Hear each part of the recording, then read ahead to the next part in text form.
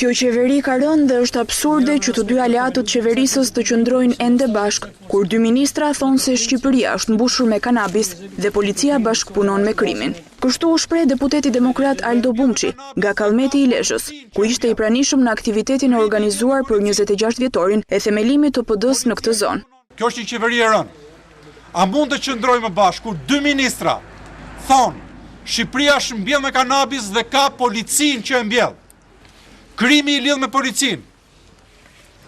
Policia që dhunon qytetarët dhe ka fut durët në zgjedhje. Kjo është një band. Kjo nuk është qeveri. Kjo është band.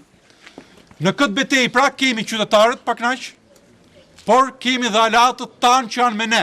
Duke folur edhe si banor i Kallmetit, kreu i Demokratëve të Lezhës, Paulin Marku, ka ftuar qytetarët që të jenë të bashkuar si asnjëherë tjetër për të votuar masivisht PD në zgjedhjet e qershorit. Të bashkohemi më shumë se asnjëherë kur. Jo thjesht që unë jam prej zonës tuaj, por unë dua dhe i vlerësim edhe personal, sekretari i Partisë Demokratike të degës Lezhë, por dua dhe një vlerësim të kontributit dhe vlerat tuaja.